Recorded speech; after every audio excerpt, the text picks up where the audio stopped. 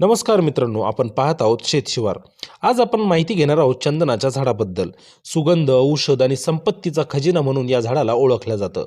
चंदनाचं शास्त्रीय नाव आहे सॅन्डॅलम अल्बम. हे झाड प्रामुख्याने भारत, श्रीलंका आणि इंडोनेशियामध्ये आढळतं.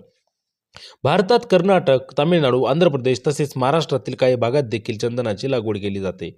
चंदनाचं झाड साधारण 20 ते 30 फुटापर्यंत उंच वाढतं. विशेष म्हणजे चंदन हे अर्धपरजीवी झाड आहे, म्हणजेच त्याला वाढीसाठी बाजूला दुसऱ्या झाडाची गरज असते.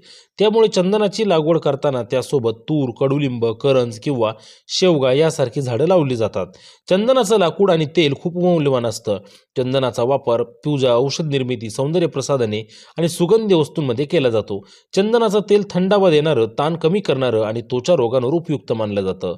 शेतीच्या दृष्टीने पाहिलं तर चंदन हे दीर्घकालीन पण भरघोस उत्पन्न देणारं झाड आहे. साधारण 12 ते 15 वर्षानंतर चंदन झाड कापणीस तयार होतं.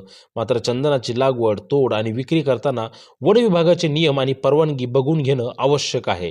हे लक्षात ठेवा, म्हणजे तुम्हाला चंदन शेतीची योग्य माहिती मिळेल.